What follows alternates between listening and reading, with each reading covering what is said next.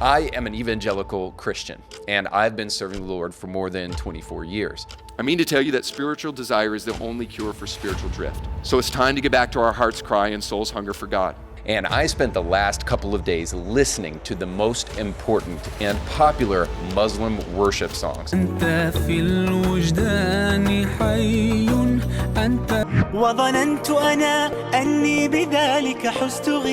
Which is right? Islam, Christianity, Islam! And here's what I found.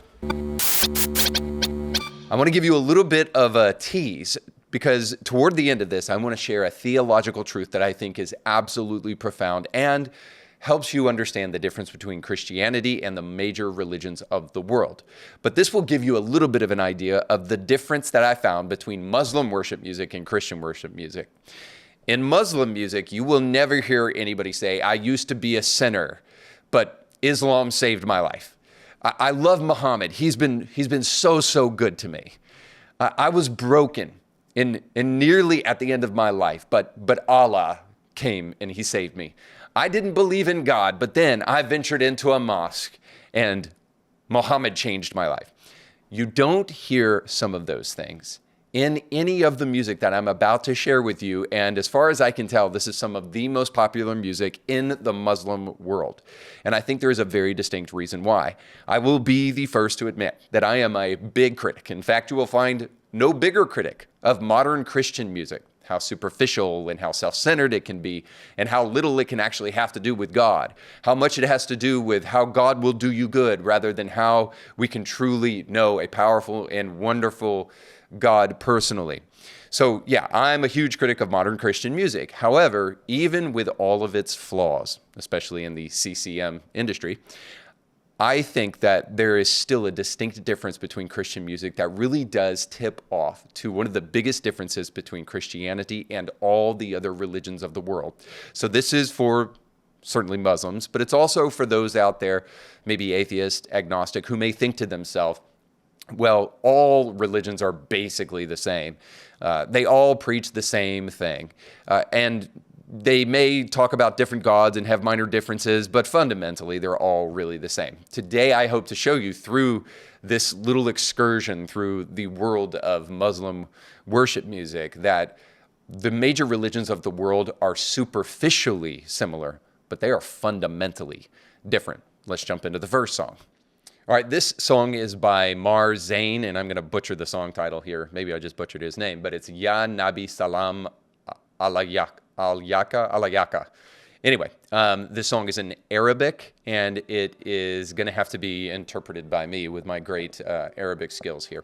So I'm going to read the subtitles to you if you're not watching but listening. But just know that this song has over 600 million views and over 5 million likes. So this is one of the most popular Muslim songs that are out there today.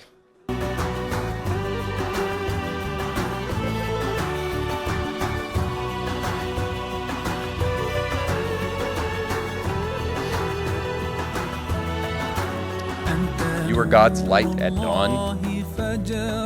You came as a relief after hardship. Allah has raised your status, O leader of the prophets. In our hearts you live on. To our eyes you're the light. At the fountain you'll quench our thirst. You're the guide, the chosen one. O beloved Muhammad. All right, we got the chorus here. Peace be upon you, O prophet. Peace be upon you, O messenger. Peace be upon you, our beloved. May Allah's blessing be upon you. Peace be upon you, O prophet.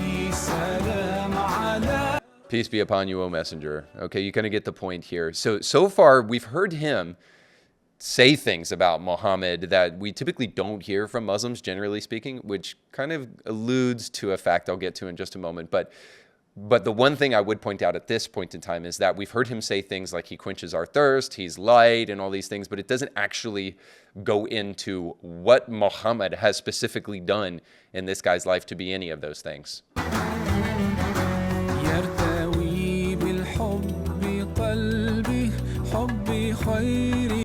Bro, I got to tell you, you'll have to forgive my boyish sense of humor here, but let's just be real. When a Middle Eastern man comes to you with something that's on fire and then hands you a package, there is nobody on the planet who's going to take that package, smile, and open it. They are first going to try to listen to it. They're first maybe going to shake it to make sure that there's nothing inside that package that will surprise anyone.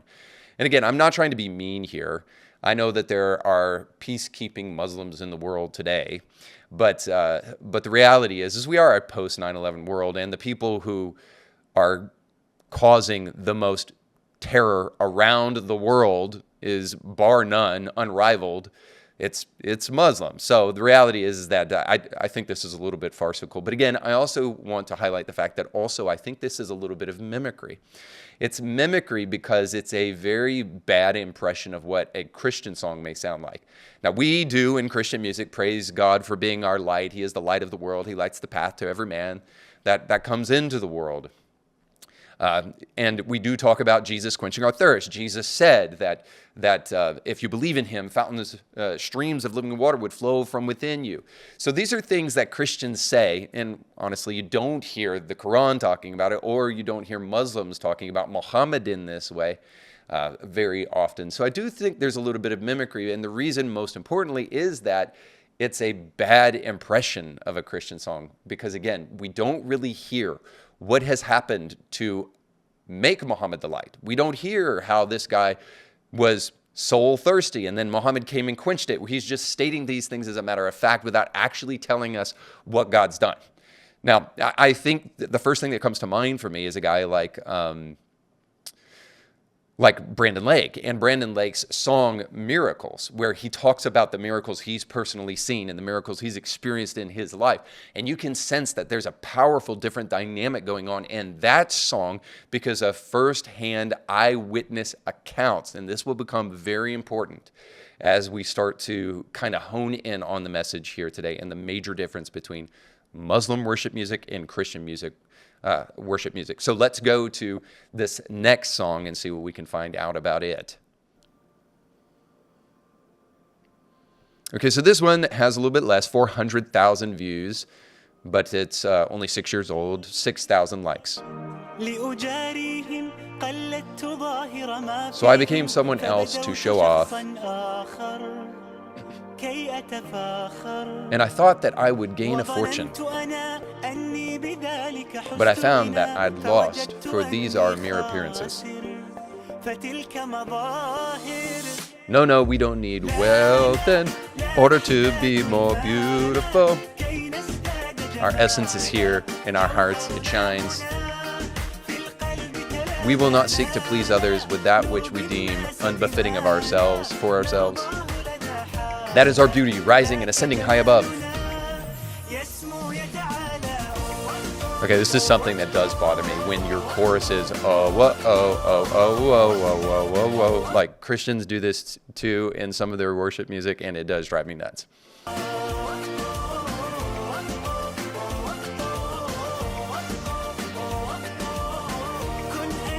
Be yourself and you'll be more beautiful.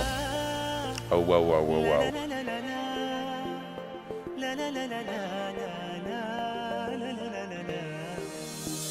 I accept people, but I don't imitate them.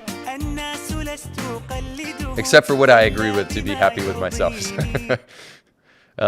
Here's some Western logic for any of you trying to create music from the Middle East. You definitely do imitate people if you do imitate people when it agrees with you to be happy with myself, which is not really even like an English sentence. But the point is that he says, I don't imitate people, but I do imitate people if it'll make me more happy. So it's like, you do imitate people then. So that was a contradiction. You sure?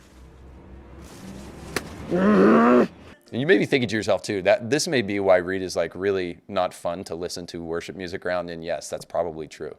My wife sometimes gets annoyed with the fact that I want to analyze all the songs that come on the radio. So I'll just be myself, just the way I am. This is me. My conviction is enough. This is my certainty. Okay, so you guys get the point. Now, okay, so this was recommended to me as another popular song, I guess, in the Muslim world, because this really isn't a worship song, except in the same way that there are some Christian songs out there that are more about you and what God will do for you and self-centered narcissism and all of that stuff. And that we sing that kind of stuff in church. How God will give me Gucci.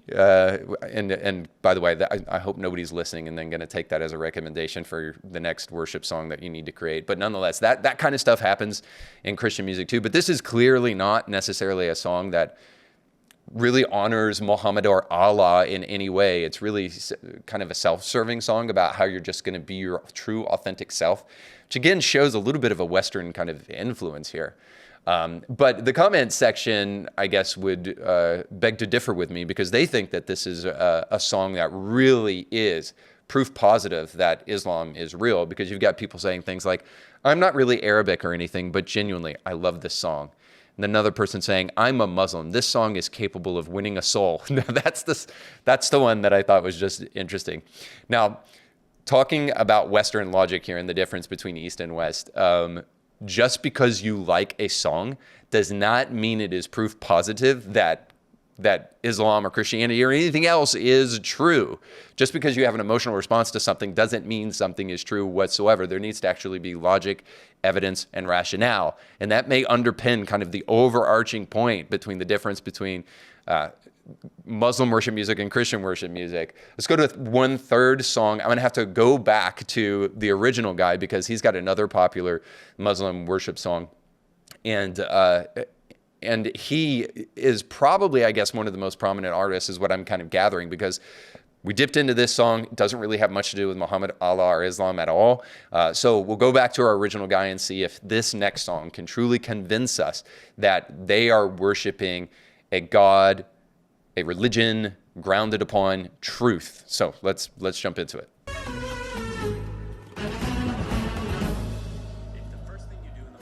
My heart is so full of longing. I wish to be close to my beloved.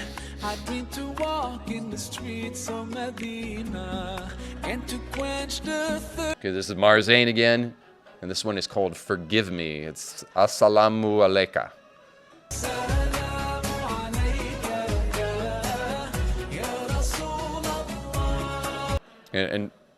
And for the record, Assalamu Alaikum means peace be upon you.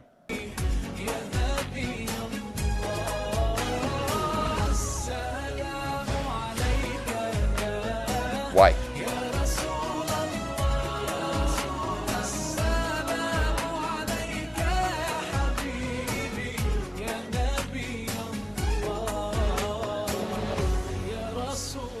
All right, that's enough of that. All right, so I will be honest, so it doesn't seem like I'm being overly critical here. Genuinely, I feel like that's kind of a catchy song compared to the other ones especially. And these songs from the East, especially the Middle East, can be pretty offensive to the Westerner's ear very often. But that one's actually a little catchy. But still, yet again, we hear that he goes into the mosque and he does so gently and reverently. And he even overflows with tears. But when it comes to why, we never get why. And this does underscore something that I've been kind of pointing to all along.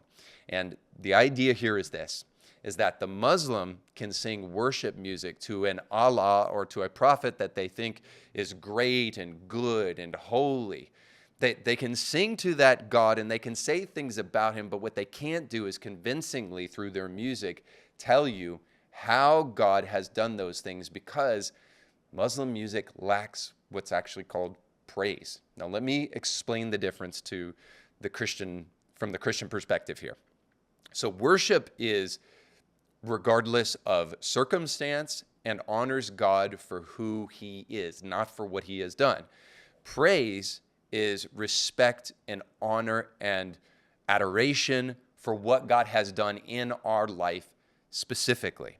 So again, worship is about who God is, and praise is about what God has done. Now, it's easy for the Muslim to do the first, but the truth is that you can worship an inanimate object. You can worship an idol that will do nothing for you. You can worship all sorts of things. The first thing that comes to mind is the movie about the guy who's kind of a nerd who worships and idolizes the girl but doesn't reciprocate any of that back. He can say, every time I look at you, your beauty makes me want to cry. I feel so refreshed in your presence just because of how beautiful you are. But that girl could keep on walking down the street and likely will when a dude acts that weird around her. But praise is wildly different. And this is why you see praise music a lot in church. Now, I myself am a little bit skeptical of only praising God for what he has done and not for who he is. But there's something beautiful and deep about praise. And it is this, is that praise intimates a relational quality to the God that you are honoring. In other words, worship can be done to an inanimate object and is one directional, but praise is bidirectional. Praise is about fellowship. It's about communion. It's about real relationship with God. Now, before we get to the end of the show today, I want to stop and share a word from our sponsor, Sweet and Savory. Not only is there a great difference between Christianity and Islam and the other major religions of the world, but there's a difference when you finally start waking up to the realization that you don't have to give all your money to corporations and organizations that absolutely hate your values, but you can actually spend your money where it will matter most. You can give it to Christian organizations that love your values and deserve your money. Places like our friends over at Sweet and Savory. So if you're looking for an online or in-person cooking class experience, I really want to encourage you. Check out sweetandsavoryclassroom.com. There you will find a list of online cooking classes, and then you'll find some dates for upcoming classes that you can book right now. Not only will it teach you to make some of the most amazing food you've ever had in your life, but like I said before, you'll be able to support a Christian business and you'll have an amazing night out on the town. So go to sweetandsavoryclassroom.com, and before you check out, use the promo code IndieThinker for a discount on your order. So the sum total of the episode today is just simply this. Muslim worship music is incapable of praise, and it can only worship. They can worship a God that makes tears flow and makes them overcome with emotion, and they can worship a God who is wholly other and above us all, and they can honor him for that, but they cannot praise a God who is with them, who loves them, and has fellowship with them. They cannot praise a God who came to this earth, who died for them, and then promised to send the Holy Spirit to be with us to this very day. In other words, again, if you believe all the religions of the world are basically the same, then you need to study a little bit more. And you need to dig into subjects like this, because inherently you see that once we dig a little bit deeper, they are fundamentally different. Christianity worships a true and living and real God who fellowships with mankind today and gives you that kind of objective evidence, by the way. Even though relationships can be very subjective, the reality that my wife exists is known to me because I have personally experienced her. This is not the promise of Islam or any other religion. This is the promise of Christianity, that you can be filled with the Holy Spirit and you can experience God for yourself. And this is why we overflow with praise, and why when Muslims even try to get close to it, they just can't. In other words, in order to have praise, you must have personhood. And Christianity promises that in its religion. If you went to church and you tried Christianity and you didn't find that it had anything for you, well, you didn't look for the right thing. If you went to church and you got hurt and you had a bad experience and now you've sworn off Christianity, well, you missed the most important part of Christianity, which is the Christ in the Christianity part. So if people can push you away from Christianity, you didn't get what Christianity is all about. So you need to go to another church, in other words, and you need to truly fix your eyes on Jesus, because he is the centerpiece of what true Christianity is all about. And when you truly find Christ, you will find that there is no option in terms of disbelieving that God exists. This is why atheism, in my mind, can't exist in the realm of Christianity. So you can't deconstruct and then become an atheist any more than you can convince me that my wife doesn't exist. Now, we might divorce and we may break up, but I know my wife exists. Why? Because I experienced her. I know her. I have felt her. Well, probably TMI for you, but nonetheless, that you get the point. The idea is that I may walk away from my wife, but I will never doubt that my wife exists. That's because I've had an experience with her. And this is what Christianity offers. No other religion on the planet will ever offer it because it can never pay the dividends for such a promise. Christianity can. And that's why we as Christians overflow with praise to God every single Sunday and honor him, because he said, as we celebrate during Christmas time, that he will be with us and promised that he would be with us until the end of the earth. And that, my friend, is worthy of experiencing and then praising God for. Thanks so much for watching. Don't forget to like, share, and subscribe. And if this show is beneficial to you, you'll love becoming a member over at Indie Thinker Plus, where you can gain access to some of the best Christian movies, books, documentaries, and podcasts, and so much more. So go to indiethinker.org/support to sign up today. Look, if you hate it and you don't like it, just sign up for 1 month. It's only $7 out of your pocket, but I promise you, when you go to become a member of Indie Thinker Plus, you'll be surrounded with so much great content that you will devour every bit of it and get your money's worth. So sign up today by going to indiethinker.org/support. Don't forget to check out the sponsors down below in the description of this podcast, but most importantly, go with God.